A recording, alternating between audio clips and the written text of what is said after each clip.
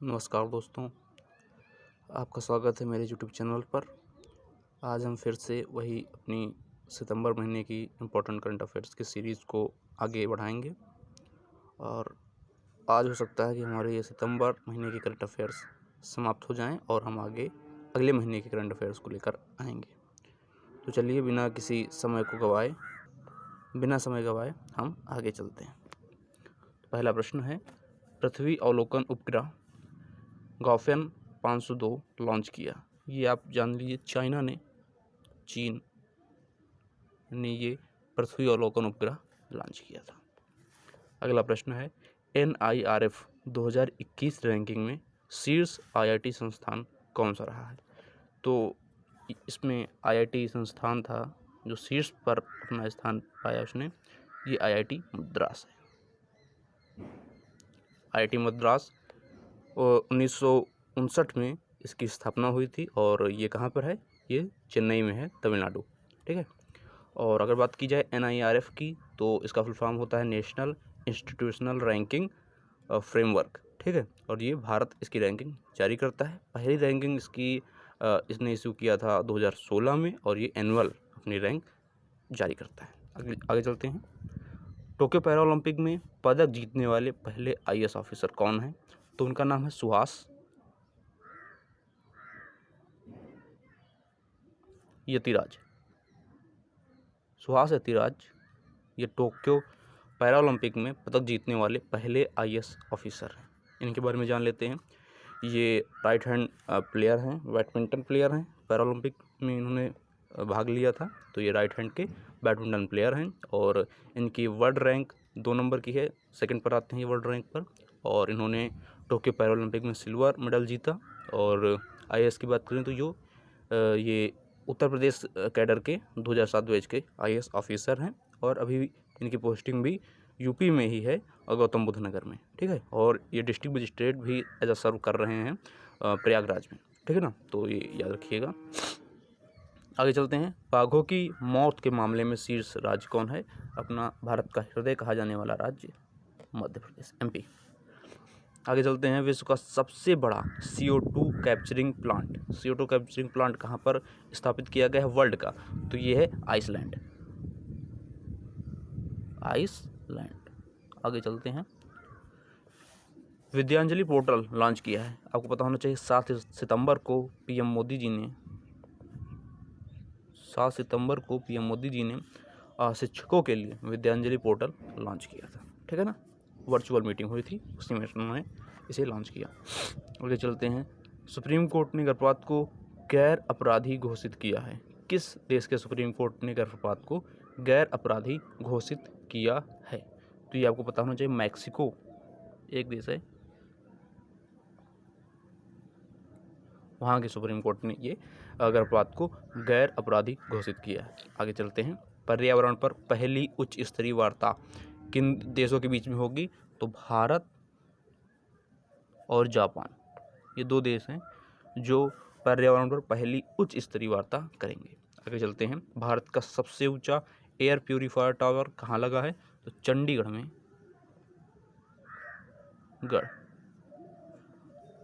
चंडीगढ़ में क्या हुआ है? इसका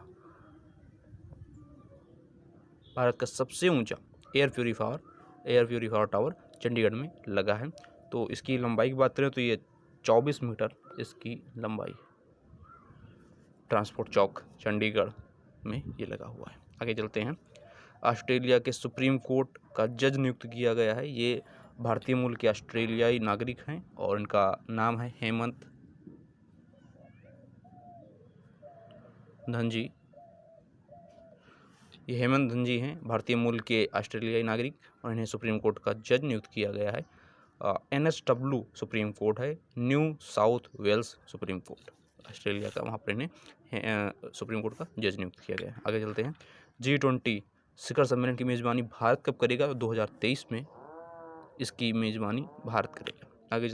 आगे चलते हैं। जलवायु परिवर्तन के प्रभाव को दूर करने के लिए एक नया मंत्रालय गठित किया है। तो एक ग्रीस देश है, नाम सुना होगा, एथेंस इसकी राजधानी है। तो इसने क्या किया है? जलवायु परिवर्तन के प्रभाव को दूर करने के लिए एक नया मंत्रालय गठित किया है। ग्रीक यहाँ की ऑफिशियल लैंग्वेज है और एथेंस इसकी राजधानी है। आगे चलते हैं। चीनी सेना का नया सेना कमांडर नियुक्त हुआ है, उसका नाम क्या है?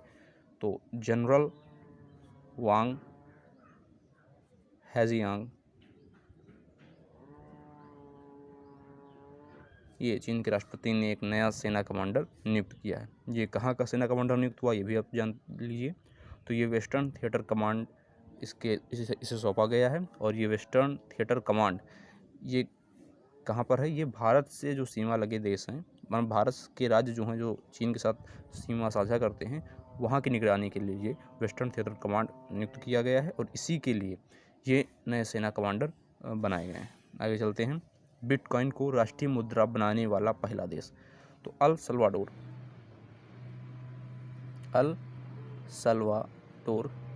ये पहला देश है जिसने बिटकॉइन को एक एज अ राष्ट्रीय मुद्रा, नेशनल करेंसी के रूप में एक्सेप्ट किया है। तो ये अल सल्वाडोर है। ये सेंट्रल अमेरिका का एक देश है और इसकी जो ऑफिशियल लैंग्वेज है स्पेनिश है। आगे चलते हैं। निपाह वायरस का मामला सामने आया है। पहला मामला निपाह वायरस का सामने आया है केरल से, तो ये आप ध्यान रखिएगा। आगे चलते हैं। बैक टू द रूट्स की लेखिका हैं, ये काफ़ी इंपॉर्टेंट पुस्तक है क्योंकि इसकी लेखिका हैं तमन्ना भाटिया। कई बार आपने देखा होगा तमन्ना भाटिया, ये पहली इनकी पुस्तक है। बैक टू द रूट्स की लेखिका हैं तमन्ना भाटिया।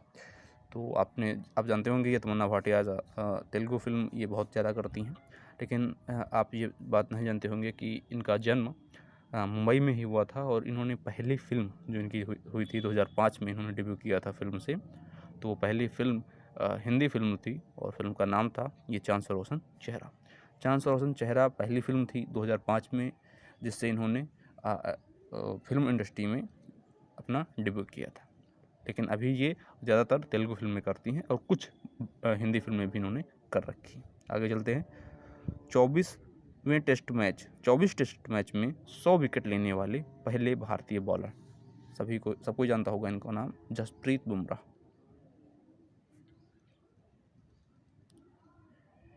इनके नाम से सबको वाकिफ होगा। तो 24 टेस्ट मैचों में इन्होंने 100 विकेट लिए हैं और ये पहले भारतीय बॉलर बन गए हैं। इनका नाम है जसप्रीत बुमराह। आगे चलते हैं।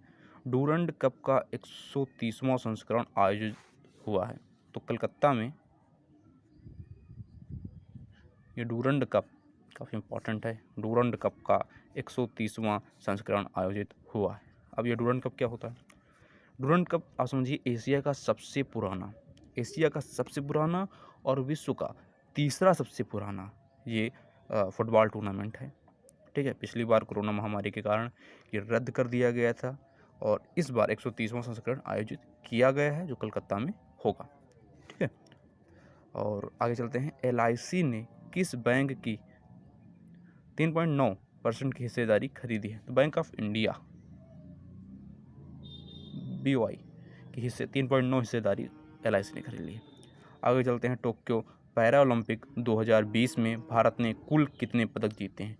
तो कुल पदक तो उसने 19 जीते हैं, जिसमें से बात करें 5 गोल्ड, ठीक है, 8 सिल्वर और 6 ब्रॉन्ज।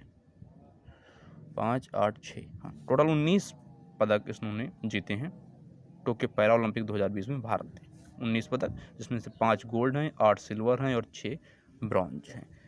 ये पहली बार है कि भारत ने मेडलों में दोहरा अंक हासिल किया है, नहीं तो हर बार वो 4, 5, 3 मतलब एक ही अंक पर रह जाता है। पहली बार है जब उसने दोहरा अंक, दहाई का अंक उसमें पाया है। तो 19 मेडल पहली बार भारत ने जीते हैं, पहली बार दोहरा अंक मेडलों की गिनती में आया है। समापन में ध्वजवाहक कौन रहा है? ये इसी के साथ प्रश्न रिलेटेड है कि टोक्यो पैरा ओलंपिक में समापन जब हुआ उसका, तो ध्वजवाहक कौन रहा? तो प्लेयर हैं अवनी लेखरा, ये एक प्लेयर हैं, जयपुर की हैं, 19 वर्ष की हैं और इन्होंने शूटिंग में, निशानेबाजी में इन्होंने क्या किया है? गोल्ड मेडल जीता था। तो ये समापन समारोह में ये ध्वजवाहक रही भारत की ओर से। आगे चलते हैं। कछुआ संरक्षण के लिए बिहार टर्टल कंजर्वेशन अवार्ड 2021 दिया गया है। तो ये हैं डॉक्टर शैलेंद्र इनका नाम याद रखिएगा, ये तो इम्पोर्टेंट नहीं है, लेकिन फिर भी याद रखिए किन्हें दिया गया है। आगे चलते हैं सोलंग त्यौहार, तो काफ़ी इम्पोर्टेंट हो जाता है। तो अरुणाचल प्रदेश ऐसा राज्य है जहाँ पर ये सोलंग त्यौहार मनाया जाता है। आगे चलते हैं पल्स नामक वेबसाइट। पल्स नामक वेबसाइट लॉन्च की है फ़ोनपे ने।